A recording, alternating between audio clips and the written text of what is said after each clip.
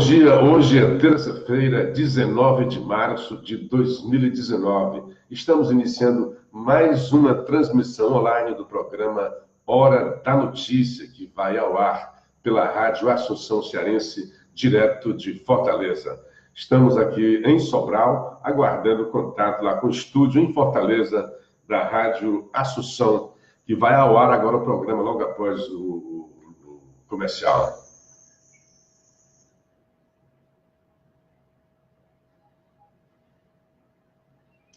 Bom dia, André. Bom dia, Renato.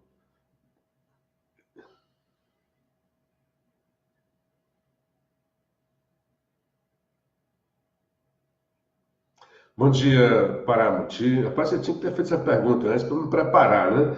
Bom dia para os nossos queridos amigos ouvintes que partilharam o nosso vídeo, como o Auriclésio Macedo, o Jesus Alves, a Francisquinha Cunha, o Alexandre Viana, Francisco Edivar, Sandra Cabral, Grijalva Costa, Márcio Borges e Olavo Souza.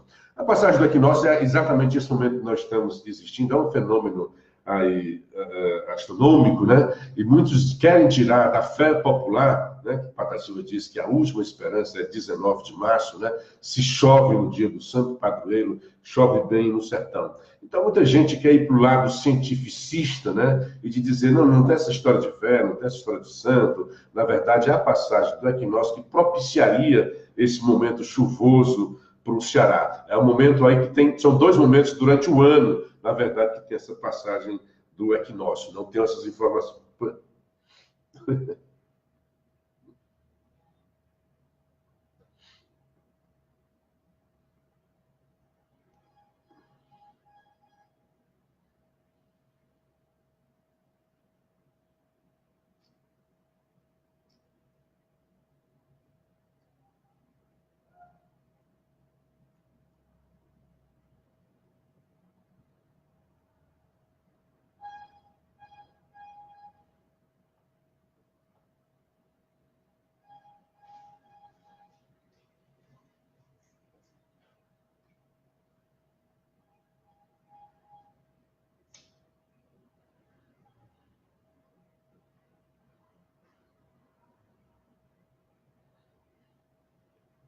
Pai de Jesus, exatamente.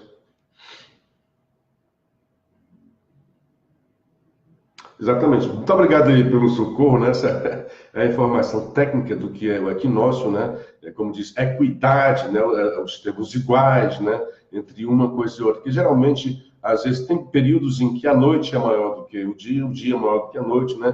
Tem regiões aí em que o sol custa a aparecer. Nesse momento aqui, onde nós estamos, é exatamente a igualdade entre noite e dia, e que seria propício às chuvas, né? Mas o certo é que na economia popular, né? Na religiosidade popular, é o dia do Santo Padroeiro, é o dia, embora também na religiosidade popular, quem mande na chuva seria São Pedro, né? Mas no Ceará, especificamente, né? Porque São José é o padroeiro do Estado, seria aquele que socorre o cearense nesse momento. E está tendo um bom inverno, né? Eu acho que a gente não pode nem reclamar das chuvas. Eu estava até conversando ontem aqui com um taxista, achei bom ele dizendo, olha, o inverno está bom esse ano, né? Não tem como reclamar, não. Está aí, os açudes estão enchendo, a gente espera que realmente que não haja nenhuma tragédia, né? Porque agora há pouco teve aquele açude lá no Grangeiro, e teve o risco, né, de arrombamento, poderia afetar muitas famílias. Em boa hora houve uma ação preventiva para retirar essas famílias e atuar, né, fazer um sangradouro auxiliar para tirar essa quantidade enorme de água que poderia correr risco aí de arrombamento, né, da barragem e por água abaixo, literalmente. Então, os açudes enchendo, o verde está tomando conta do sertão cearense, né? É sempre motivo de alegria, de ver a fartura, né? Ver a riqueza, ver a alegria no olhar do sertanejo. Na verdade, é isso que significa o inverno. É por isso que a palavra inverno ela tem um peso maior para nós, né? A afeição maior, porque a gente tem esse contato, essa associação direta com as chuvas, né? Choveu bem, o sertanejo está alegre. Choveu ruim, teve seco, teve um inverno ruim, a gente está triste, né? Lembrando aquela velha máxima do Virgílio Távora, grande governador cearense de todos os tempos, né? Um bom governo para o Ceará é um bom inverno.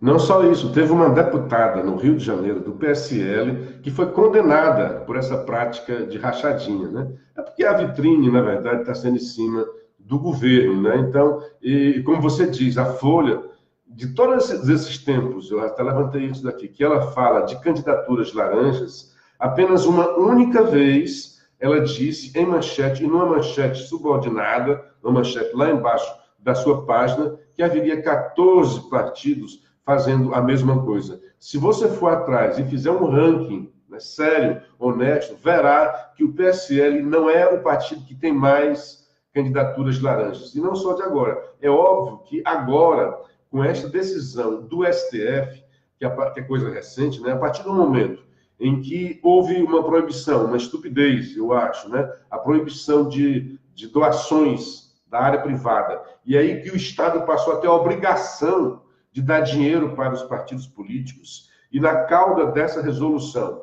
o STF disse que as mulheres, cuja lei diz que tem que ter 30% de representatividade, isto é, os partidos têm que apresentar no mínimo 30% de um dos gêneros, né? Também falar com homem, mas na verdade é dirigido para a mulher. Aí o STF fez uma analogia e disse: se tem que ter 30% de mulheres, 30% da grana tem que ir para as mulheres. A partir daí começou a degringolar, a partir daí começou a ter candidaturas laranjas só para cumprir a lei, porque não é uma vocação. A gente pode dizer que tem que estimular, tem que trazer a mulher para o campo político. Será bem-vinda. Eu acho até que a política é tão ruim e tão mal, famigerada, né? Tem uma fama tão ruim, porque falta mais mulheres na política. Eu acho que é bom realmente ter isso daí, mas não pode forçar a barra. Na Argentina agora é 50%, mas lá já foi crescendo. Aí no Brasil querem forçar a barra, querem fazer essa cota à forceps, né? Querem por toda força colocar as mulheres, aí dá nisso daí. O que acontece hoje no Brasil quando coloca as mulheres? Os grandes caciques começaram a colocar as suas raras são as mulheres, a gente vê o exemplo aqui no Ceará de uma Maria Luísa Fontinelli, de uma Luiziane Lins, que tem luz própria, né? Agora, na Câmara Municipal de Fortaleza, tem a mais algumas, né? Mas você vai atrás, são sempre esposas de algum político, são sempre filhas de algum político, né? Que se aproveitam dessa história da lei, tem que ter mulher, aí começa a colocar, chamar. Então, não há uma novidade dentro de mulheres. Devagarinho vai surgir, mas você não pode estar forçando. Aí dá esses desvios. Aí, não só os partidos, é que o PSL, que é o partido mais progressista, assim pode-se dizer, da esquerda, né? Que gosta de as mulheres, que quer fazer as mulheres, é o partido, como você acabou de dizer, que tem muitas candidatas laranjas, por causa dessa malfadada lei, desta obrigação de dar o dinheiro lá para a mulher. E eu dizia o quê? Você dá o dinheiro para aquela mulher, o que é que o partido imagina? Eu tenho que colocar as mulheres para cumprir a lei. Essa mulher não vai se eleger, estou perdendo dinheiro com isso. E o STF disse que o dinheiro tem que ir para a mulher. Então ele coloca aquilo aí na mulher, sabe que está investindo mal em termos, né, de investimentos, e dá o dinheiro e diz: olha, agora manda o dinheiro de volta para eu investir naqueles candidatos que têm mais condições. É isso que tem acontecido, lamentavelmente, né? E a lei tem propiciado isso.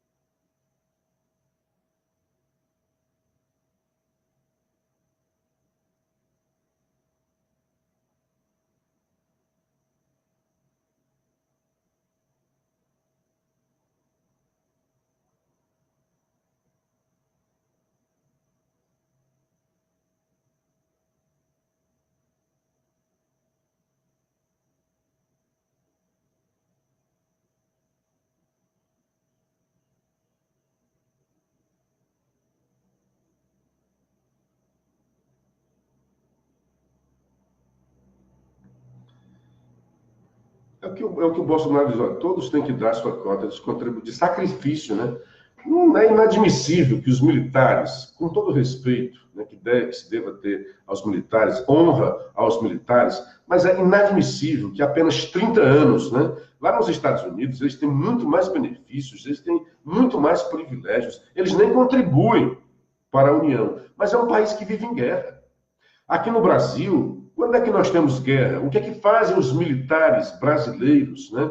Aqui acolá uma GLO, onde eles têm que atuar de forma mais incisiva e mais arriscada, mas é uma raridade. Então eles ficam lá nos seus gabinetes, fazendo exercícios, se alimentando, estudando, no bem bom, assim, né? Os nossos policiais militares, e aliás, é bom, ontem o Michel Mendonça, o sargento Michel Mendonça mandou um material que eu não tive tempo de ler, e é bom depois a gente ver a quantidade de suicídios.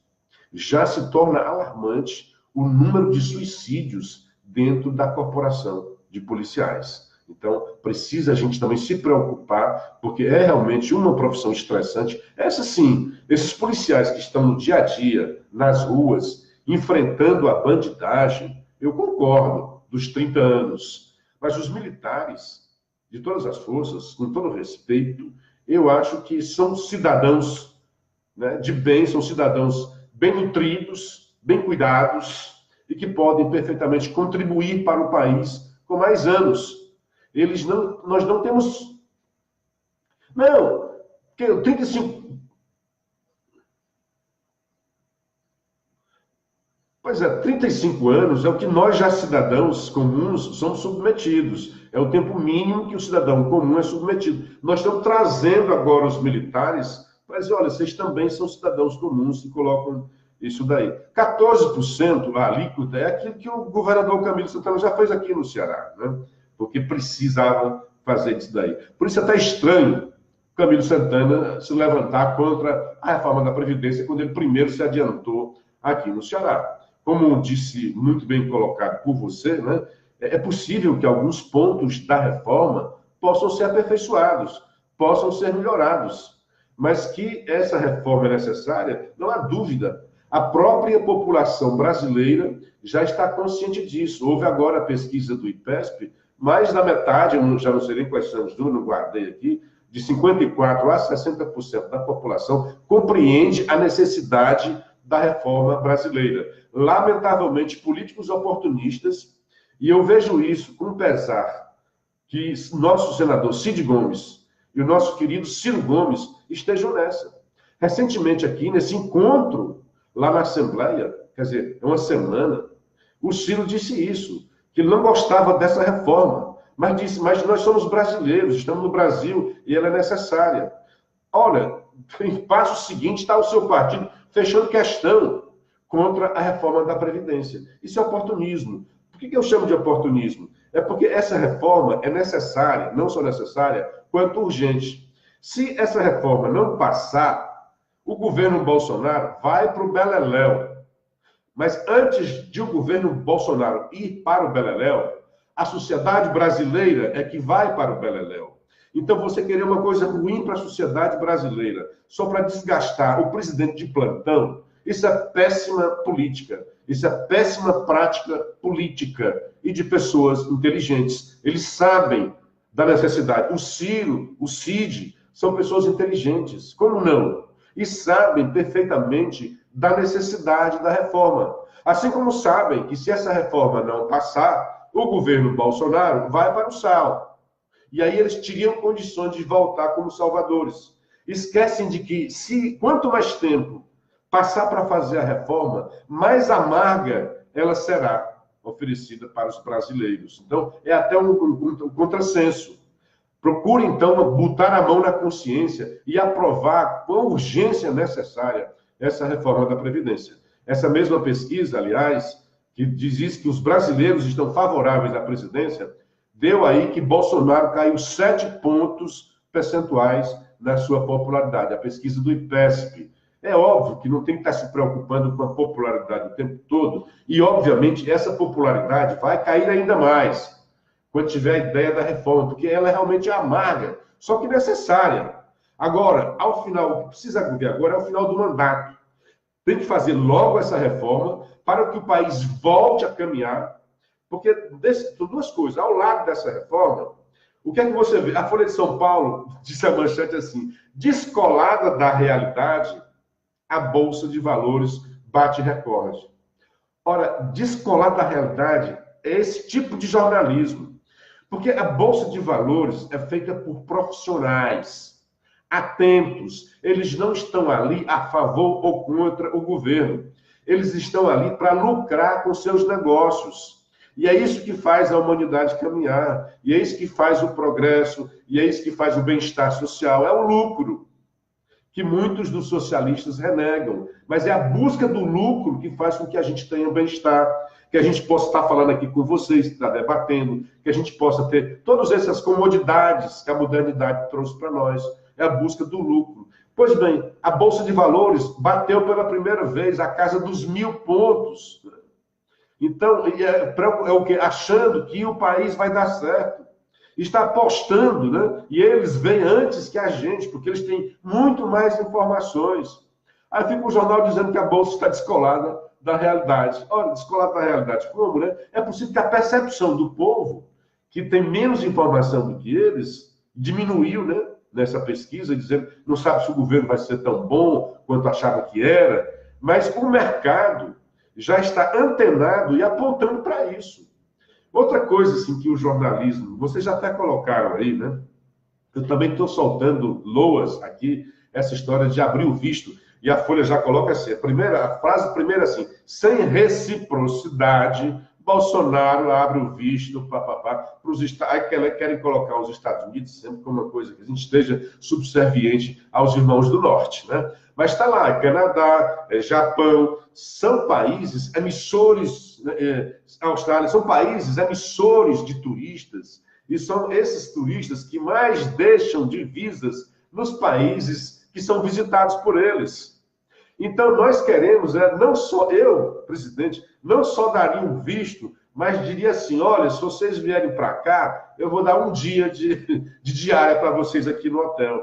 Porque o que eles trazem de volta é muito maior. O que é que ganha o país? Ah, mas o Itamaraty está fazendo beicinho, porque a tradição na diplomacia é a reciprocidade. Então, se os Estados Unidos exigem visto do brasileiro para entrar no seu país, nós deveríamos também exigir o visto de americanos para entrar no Brasil. Quanta bobagem! A gente deve abrir cada vez mais os mercados, dar boas-vindas aqui no Ceará, principalmente, né? Que a gente mais e mais precisa do turismo, porque é a entrada de grana que menos afeta o meio ambiente. Qualquer siderúrgica, né? Qualquer indústria vai afetar o meio ambiente, pois não.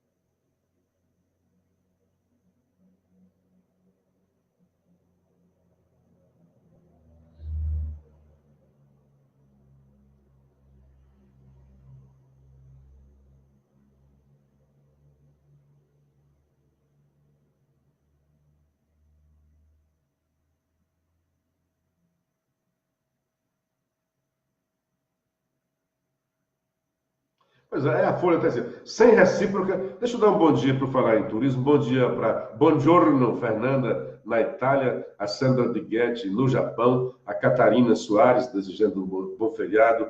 Bom dia para o Elton Pereira, que retransmite o nosso programa na sua web rádio Metro Interativo de Maranguape. Bom dia para o Márcio Bosch, desejando um ótimo feriado para nós. Bom dia, Maria Cordeiro, nossa simpatia e sentimentos por você. Bom dia para o Domingos Sávio Nascimento, de senador Pompeu. Pois é, a Folha destaca, né? Sem recíproca, de novo, a Folha não tinha como mudar, né? De novo, o Globo, a manchete principal do Globo é a visita do Bolsonaro aos Estados Unidos, metade da página dedicada ao que está lá. E assim, o Bolsonaro está tomando um banho lá nos Estados Unidos e parece que está mudando até as feições aí, que ele volte para o ano e vá, se abrace com a reforma da Previdência, para atrair esses investidores que ele está chamando lá nos Estados Unidos. E o Guedes disse que o Bolsonaro, né, traduzindo diretamente, que o Bolsonaro tem culhões, né? Ele falou lá em balls, né? That guy has balls, para fazer realmente, para baixar, cortar gastos, né, públicos, né, na máquina pública, fazer a reforma da Previdência, criar um ambiente propício a negócios. Nós precisamos desses negócios para fazer o país crescer, para dar emprego para os brasileiros, para a gente se desenvolver. Faz muito tempo que a gente está só no sofrimento. Então, eu também me uno ao Renato, né, ao seu mesmo ufanismo, né? Que bom que o país esteja agora tratando com grandes players, né, com grandes jogadores do comércio internacional e também da democracia. Porque o país, até há pouco tempo, estão chamando de retrocesso. Retrocesso era quando o país se juntava à Venezuela, a Cuba, países que nos dão nada em termos de grana, né, de negócios, e muito menos de democracia, eram ditaduras. Então, viva Bolsonaro, que esteja lá dizendo, olha, enfim, está aqui, eu gosto de vocês. E estão dizendo que é a subserviência do Bolsonaro. O que o Bolsonaro está dizendo é que, olha, eu sou alinhado com as suas ideias, Trump. Qual é o problema de ter? E diz, agora eu preciso... O que o Bolsonaro está é cortejando, flertando com o Trump. De dizer, olha, eu gosto de você, eu sou igual a você. Está fazendo ali uma empatia, tentando criar uma sintonia com o Bolsonaro, com o Trump, mas diz, olha, só isso não é suficiente. Eu preciso da ajuda dos amigos para fazer o país crescer e ajudar na democracia.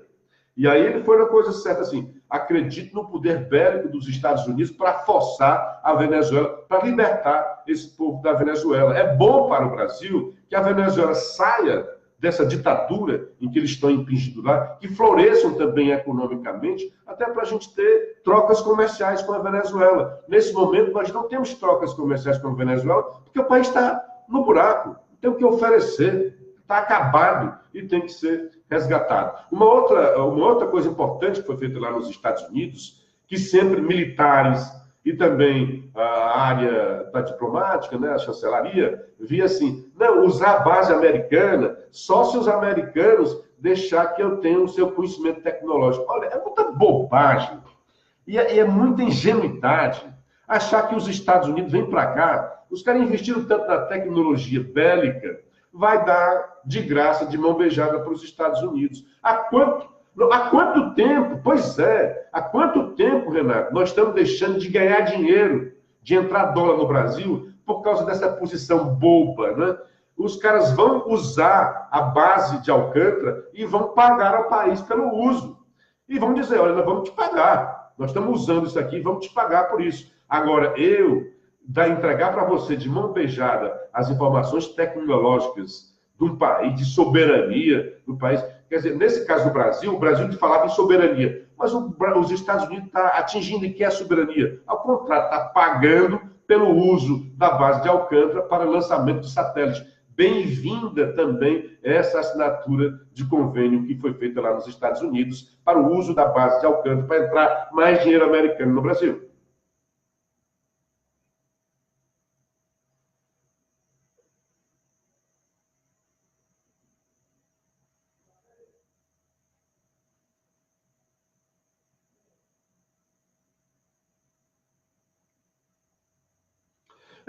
Por isso que eu achei estranho, eu achei muito estranho ontem, né?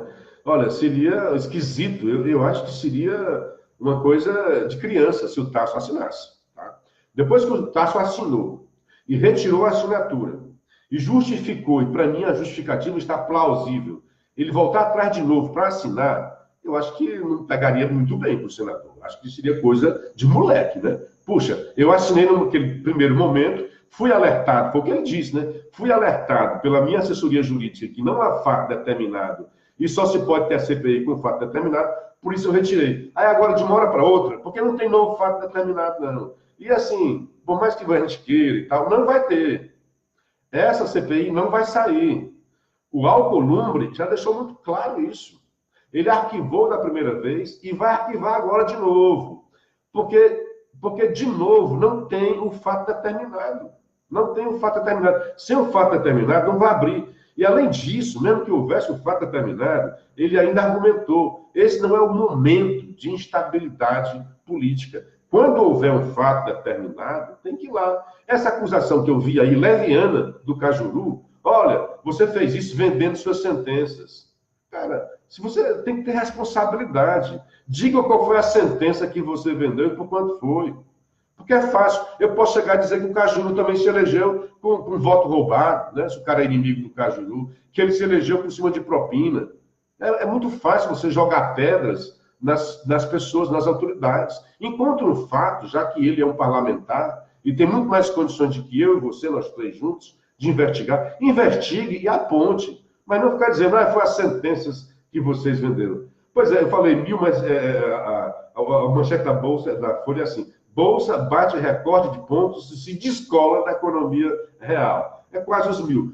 Bolsa fechou ontem em 99.993 pontos, enquanto as expectativas de economistas para o PIB de 2019 caíram para um crescimento esperado de 2%. Quem vocês acham que estão corretos? Os economistas que fazem prospecção ou os caras que negociam nas bolsas que estão todo dia fazendo negócios? Né?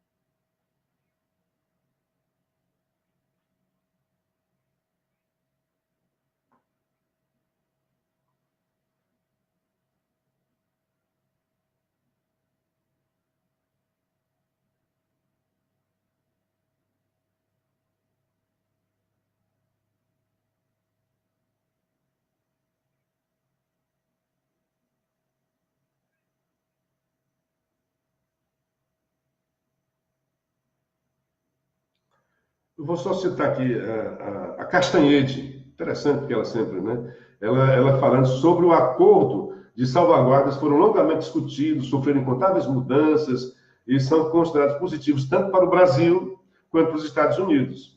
Nos discursos de ontem, Bolsonaro e Paulo Guedes criticaram os anos de esquerda no Brasil e fizeram a pregação da abertura da economia, das privatizações, do pragmatismo, do fim dos entraves para investimentos e negócios. Tudo que os investidores querem ouvir. O que ela está aqui dizendo é que os discursos, tanto do Bolsonaro quanto do Paulo Guedes, foram discursos que podem atrair esses investidores. Bolsonaro acertando o tom nos Estados Unidos, o sucesso do leilão de aeroportos desenhado no governo Temer e a Bovespa batendo nos 100 mil, eu falei mil, né? Batendo nos 100 mil pontos, abrem um novo ciclo virtuoso com efeito, inclusive, na aprovação da reforma da Previdência. Então, agora é um novo ciclo virtuoso, que pode estar se iniciando e mudar desses 90 dias do governo Bolsonaro, a Bovespa lá em cima, os investidores querendo ver para o Brasil. É possível que isso influencie na rapidez da reforma da Previdência. Ontem, o Tasso, no Jornal Valor, fez muita crítica ao governo Bolsonaro. Eu acho que está correto nesse aspecto. Olha, Bolsonaro, tem que vir para cá, governar e focar. O Dória também estava fazendo essa crítica. Tem que focar na reforma da Previdência. Eu concordo, né? Porque o Bolsonaro sabe como é que é o Congresso e sabe que não pode forçar muito, né? Mas eu acho que tem que dar um foco maior e dizer, vamos logo aprovar essa reforma, porque aprovada a reforma, não é que ela seja a panaceia, que a partir daí tudo vai virar as mil maravilhas. mas pelo menos ela tira um entrave que impede o país de se desenvolver, impede o país de crescer, impede o país de retomar o crescimento e retomar o emprego. Nós temos cerca de 12 milhões de pessoas ainda sem emprego nesse país. Não tem como ir para frente um país que tem esse alto índice de desemprego. A gente tem que trazer essa população de 12 milhões, é mais do que o Ceará todo, né? É quase o dobro do Ceará todo que seria desempregado. Esse povo tem que ter o seu dinheiro, receber o seu dinheiro, esse povo tem que consumir, e aí gera o ciclo virtuoso, gera a roda da economia para a gente voltar a crescer. Está na hora de voltar a crescer, e a hora é agora com o Bolsonaro.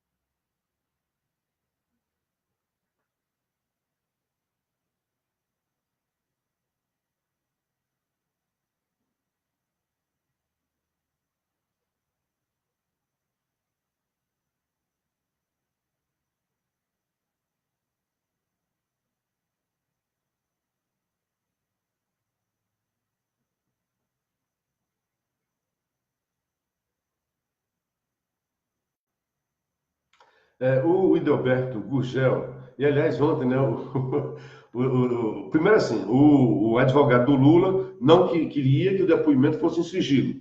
Aí o Valdisley, não, é coisa que a gente está sabido já, deixa estar liberado. E liberou, e a imprensa tomou conhecimento. Segundo, o advogado perguntou, teve alguma testemunha nessa conversa sua com o Lula? Oxe, você achar que numa conversa de propina dessa, o cara vai falar na frente dos outros, né? Está cometendo um crime, vai chamar a imprensa para dizer. É óbvio que não houve testemunhas, né? E é óbvio que vai ser a palavra do Lula quanto do Palocci, mas aí você vai ver depois os indícios. Por exemplo, o Palocci diz que numa MP lá para o filho do Lula, foi pedido e foi ajudado o Lula. Então você vai lá para os indícios. Tem essa daqui, tudo bem, a palavra do Palocci contra do Lula. Mas vai investigar. Aí você investiga, a medida provisória realmente foi aprovada, a medida provisória realmente ajudou essa montadora, e essa montadora realmente deu dinheiro para o filho do Lula. Casa! Não tem, é só você ir atrás. Pois bem, o Idelberto Gugel, vamos basear aqui na informação dele, ele lembra que até a base de Guadalcanal, se é Guantánamo também, né? Lá em Cuba, é paga pelos Estados Unidos desde 1920. Bom dia para o Máximo Manuel dos Santos. Então, é normal, quer dizer, até Cuba ganhou dinheiro dos Estados Unidos cedendo lá para informações. Só lendo aqui, retomando, né? Brasil e os Estados Unidos assinaram ontem um acordo sobre o uso americano da base de lançamento de Alcântara, no Maranhão. O acordo permitirá que os americanos usem a base para seu programa espacial, em troca de pagamento. Não é para fazer guerra, não, é programa espacial. O Brasil, no entanto, olha só, não terá direito de acesso à tecnologia usada pelos Estados Unidos em mísseis, foguetes, artefatos e satélites, como o governo brasileiro chegou a pedir. Quer dizer, esse acordo não foi feito antes, Renato, porque o governo brasileiro queria ter acesso à tecnologia de artefatos bélicos dos Estados Unidos. Quando é que ia conseguir isso? Nunca. Nunca.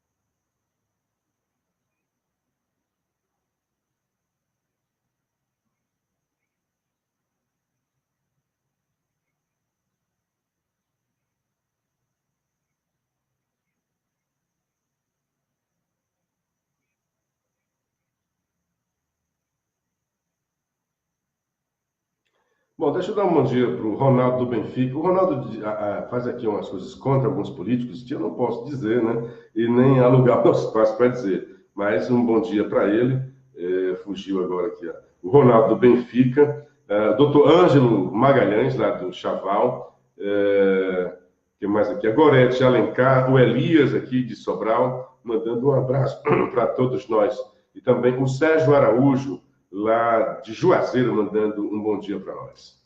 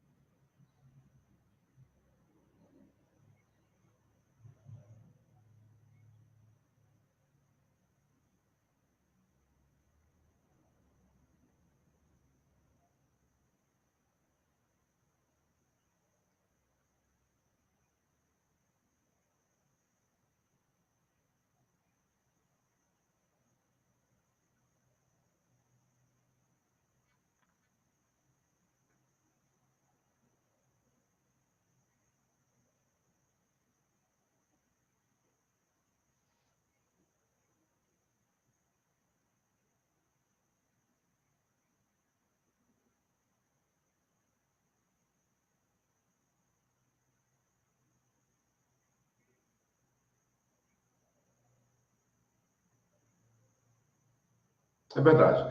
Porque, assim, primeiro, o que o Supremo fez foi em cima de um inquérito, certo? Então, não tem aquela coisa que seja vinculante. Cada caso tem que ser analisado. E os próprios procuradores, não é de hoje, né?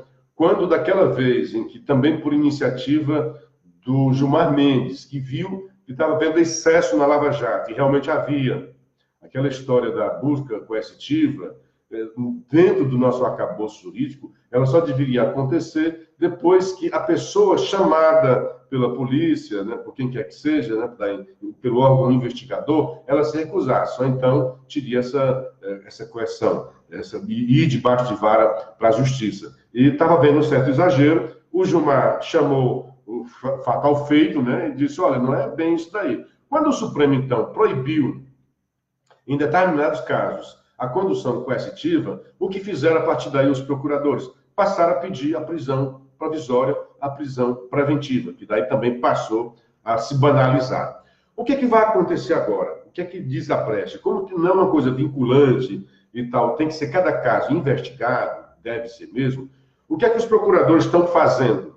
Quando um delator diz, olha, eu dei caixa 2, o que é que o Ministério Público, o que é que o Ministério Público está dizendo? Olha, pode ser que esse indivíduo esteja escolhendo onde é que ele vai ser julgado. Se por acaso a gente acha que a justiça eleitoral seria uma justiça mais branda, menos condições de averiguar, então você, digamos, Renato, fosse um bandido, diria para o Ministério Público, olha, eu realmente fiz isso, mas eu dei caixa 2. Ele incluiria na sua confissão o crime de caixa 2. Na hora que ele faz isso, ele está ferindo aquela história do juiz natural. Ele está escolhendo o seu julgador. Ele está escolhendo para onde é que ele vai ser julgado. Isso não pode. Fere a história do juiz natural. Então, os procuradores vão agora ser mais exigentes em relação a isso. Ah, então foi caixa 2? Então, por gentileza, apresente as provas do caixa 2. Se o cara não apresentar as provas do caixa 2, então o órgão julgador, o Ministério Público, vai entrar pelo crime comum e vai ficar no crime comum. E é uma certa forma de tangenciar a decisão do STF. De uma forma correta, certo? Porque depois da decisão do STF, muito bandido pode fazer isso. O que vai ter de bandido agora, dizendo, confessando que fez crime de caixa 2, né, só para ir para a justiça eleitoral, não vai estar no gibi. Então vai crescer agora a responsabilidade e a exigência dos procuradores quando da delação premiada. Então, quando o indivíduo vier confessar que fez um crime de caixa 2, que é um crime investigado pela Justiça Eleitoral, os procuradores vão dizer, como é que é mesmo? Me prove aí que realmente você fez o Caixa 2. Se não provar, vai para a Justiça Comum. Se provar, vai para a Justiça Eleitoral. Isso foi o que a DOGE está fazendo, não exatamente nisso, como eu estou dizendo, mas o que, é que ela está dizendo? Não está clara aqui a conexão com o Caixa 2. Então, ela solicita ao STF. Aí o STF diz, realmente, ela vai conceder ou não. O STF vai ter que dizer, não, isso aqui realmente pode ir para a Justiça Comum. Ou então dizer, não, isso aqui está configurado, é Caixa 2, vai, de acordo com a nossa decisão, vai ter que ir para a Justiça Eleitoral. Isso é uma forma. Você há pouco falou, já que você falou da DOGE, a DOGE pediu ao relator aquele inquérito que o Toffoli esquisitamente abriu. Ele busca lá no regimento interno, porque assim, não é, na verdade também nada é absoluto entre os poderes. Por exemplo, o poder executivo, ele também age como legislador quando ele faz os seus decretos, as medidas provisórias, ou quando ele baixa algumas normas do serviço público, né? Ali ele também está legislando. O legislativo, de vez em quando, faz coisas do executivo e até de investigações, quando faz CPI. Assim é lá no judiciário. Ele pode também ter os outros papéis que tem, só que cada um tem o seu papel principal. Então, é de forma muito de exceção que eles fazem funções de outros poderes. Então, há realmente dentro do STF uma função que ele pode investigar. Só que a DOGE se insurgiu contra aquilo dali, assim como o Marco Aurélio. Aí você até disse, mas o Marco Aurélio devia ter falado na hora. É porque, na verdade, essa decisão do Toffoli não foi uma decisão no plenário. Se fosse uma decisão no plenário, até o Marco Aurélio disse, se fosse essa discussão no plenário, de cara eu seria contra. Mas essa decisão do Toffoli, não, essa decisão do Toffoli é decisão de gabinete, Renato. Ele se tranca lá no gabinete. Não, aí já estava anunciado, né? Anunciado que ele tomou lá. Ele não abre a decisão, o debate para o plenário. Então tem duas coisas erradas ali, que o Marco Aurélio chamou a atenção, como jurista, né? Não pode estar abrindo. A DOGE levantou outra questão. Como é que eu sei se essa pessoa tem um foro privilegiado? Porque as investigações do STF são apenas para pessoas que detêm o foro por prerrogativa de função. Então, se é uma pessoa comum, digamos que seja o André, que esteja nessa tentativa de crime, né, que o Toffoli esteja aí vislumbrando, ele não tem que ser julgado pelo STF, porque ele não tem prerrogativa de função. Ele tem que ser julgado na justiça comum. Então a DOGE diz, como é que eu sei? Olha, o STF, da mesma forma que a CPI está errada, porque não tem um fato a terminar, mais errado ainda está o STF de abrir um inquérito genérico. Você não sabe o que é que está acontecendo. Eu vou abrir um inquérito para ver se tem problema. Cara, isso é da ditadura. Eu suspeito que o André e o Renato cometem crimes e eu não gosto deles e eu sou da justiça, do órgão. Eu abro lá contra eles. Uma hora eu vou investigar, vou encontrar alguma coisa. Isso daí só acontece nas ditaduras. Em nenhum país regrado pelo Estado Democrático de Direito, isso acontece. Então, o STF, que tem que ser o balizador, né, o guardião da Constituição, pisou mal, pisou na bola quando fez isso. E aí, sim, dois erros subsequentes. Um na abertura do inquérito, a outra, de novo, fere o juiz natural. Escolheu quem é que vai investigar. Não tem esse negócio de escolha, ele não escolhe. Aqui tem que ter uma escolha eletrônica, né? Tem que ter um sorteio. Então foi um erro atrás do outro. Então vai funcionar aquilo dali, mas como uma ameaça. Eu acho que não vai ter efeito jurídico. Então a DOD já enviou para o relator, que é o Alexandre de Moraes, uns questionamentos. Olha, quem são as pessoas que estão sendo investigadas? Elas realmente podem ser investigadas pelo STF?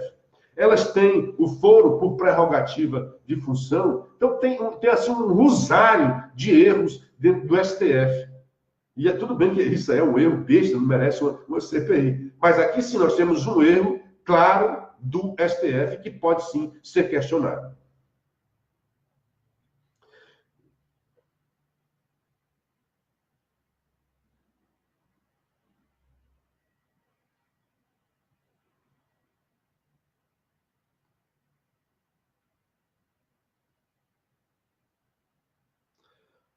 Olha, É lamentável. Agora, eu sou assim, eu não sou juiz dessas coisas.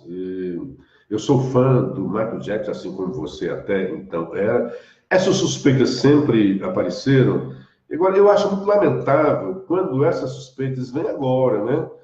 Quando o cara já morreu, depois de muito tempo. Eu não quero fazer juízo também de que seriam aproveitadores, porque a própria defesa lá da família do Michael Jackson diz que eles já fizeram essas suspeitas, né? Já levantaram, já denunciaram, e não foi em frente pela justiça.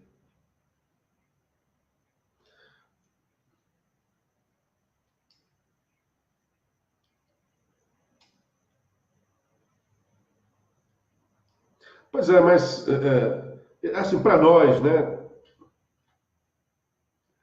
Eu estive ouvindo você, mas o grande problema, Renato, e um dos diagnósticos desse tipo de doença, é diagnóstico, tá? É sintoma. É você não reconhecer que está doente. Então, se você não acha que está doente, você vai procurar cura de quê? Né? Ele acharia que aquilo não seria uma doença, que seria algo normal. Então, isso é da própria doença. Se há ali uma doença, um dos sintomas é de não reconhecer como tal, de não se reconhecer como uma doença, como uma patologia. Porque, como você diz, se ele reconhece que é uma doença, um cara cheio de grana como ele era, ele teria muitas opções, né? Ele tinha ao seu redor e ao redor do mundo onde buscar os melhores especialistas, os melhores médicos para tratar da sua doença. Mas um dos sintomas desta doença é não reconhecer-se, é não achar que está doente. É porque cai, se realmente é verdade, cai aquele filtro moral, Renato. Cai o filtro moral e tudo é permitido, tudo é normal, tudo é puro, né, na cabeça deles. Isso é próprio da doença. Ele cria toda uma justificativa para os seus atos, que seria até puro. As pessoas não entendem, os adultos não entendem o que nós estamos fazendo. Né? É muito lamentável.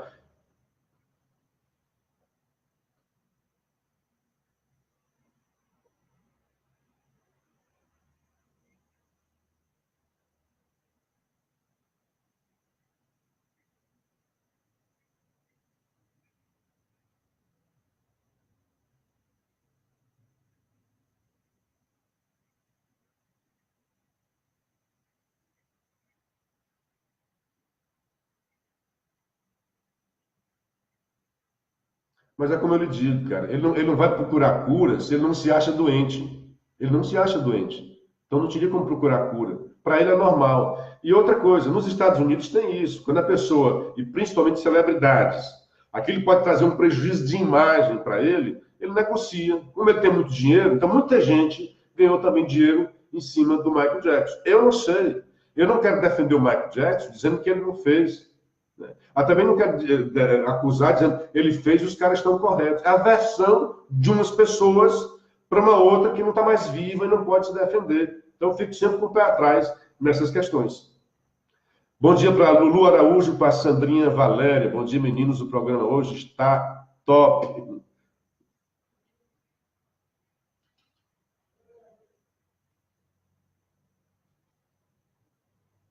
Grande abraço, Renato, grande abraço, André Caperibe, nossos ouvintes. Renovar o apelo para vocês ajudar a gente nas redes sociais. Um dia bastante proveitoso, um bom feriado para quem não trabalha, né? E até amanhã, com a graça de Deus.